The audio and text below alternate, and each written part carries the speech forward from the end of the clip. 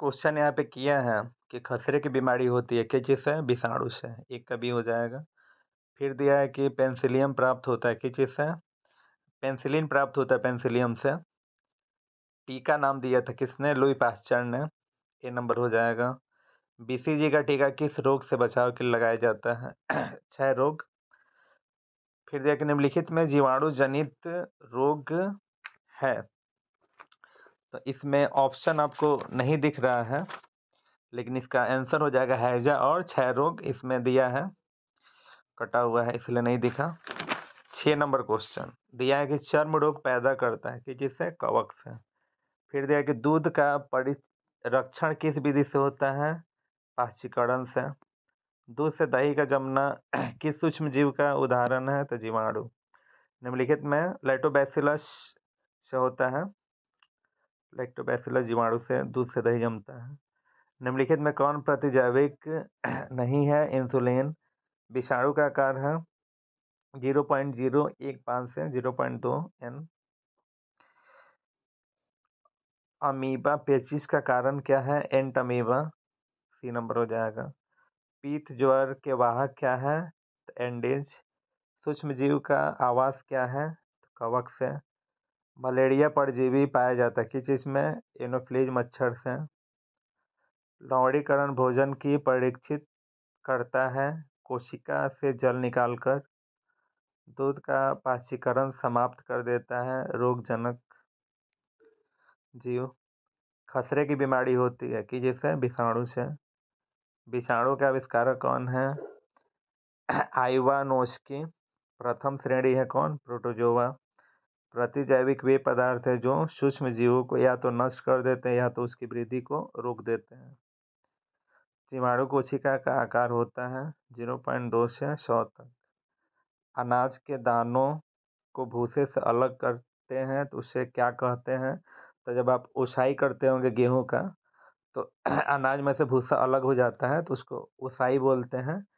और खेत में से जब घास निकालते होंगे तो उसको निराई बोलते हैं। और अनाज को भूसा में रखते होंगे कहीं एक जगह तो उसको भंडारण बोलते हैं। और ये फटकना जो सूप से फटका जाता है। प्राकृतिक खाद का उदाहरण क्या है? तो खरपतवार भी तो प्राकृतिक खाद है। गोबर और ह्यूमस, तो सभी हो जाएगा। इनमें रासायनिक उर्वरक कौन है? तो यूरिया भी तो रासायनिक प्रक्रिया द्वारा बनता है, डीएपी भी, डाई भी, तो सभी हो जाए। मेलोथियोन क्या है? तो एक पीड़कनाशी। नमी की उपस्थिति में अनाज में लग जाता है, तो इसमें आपका क्या हो जाएगा? फफूंदी। फिर दिया है कि चीन वाले ध्वनि तरंगों से किसको भगाते हैं? तो चूहे को।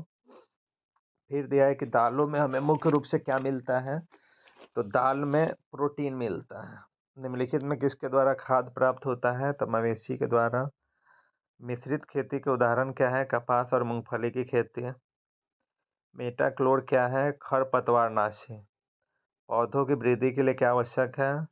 तो हवा भी चाहिए, पानी भी चाहिए और सूर्य का प्रकाश भी चाहिए, सभी हो जाएगा। खरीफ फसल बोया जाता है किस चीज में? तो जून जुलाई में।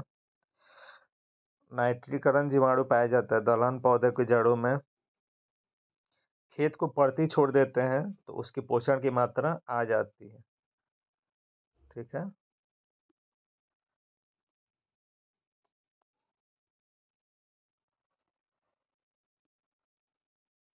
क्वेश्चन नंबर 37 देखते हैं। क्वेश्चन नंबर 37 यहाँ पे दिया है, भूमि की उर्वरता शक्ति को बढ़ाने के लिए खेत में खाद और उर्वरता दोनों का प्रयोग होता है।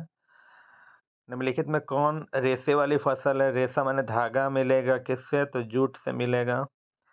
इनमें कौन पीड़कनाशी नहीं है? निम्नलिखित में कौन पीड़कनाशी नहीं है? तो डीडीटी। फिर देखा अंडे के कवच किस चीज का बना होता है? तो अंडे का कवच तो चूंकि आपको पता ही होगा कि अंडे का कवच जो होता है कैल्शियम कार्बोनेट का बना होता है। ऑप्शन नंबर ए हो गया। क्वेश्चन नंबर 41 हम देखते हैं। 41 दिया है कि लवणीय जल में रहने वाली मछली क्या है? तो शार्क। दूध देने वाले तथा बोझ ढोने वाले पशु है जो दूध भी देते हैं और बोझ भी ढोते हैं, तो गाय भैंस बकरी। गाय भैंस बकरी है ना, दूध देगा, बैल थोड़ी देगा।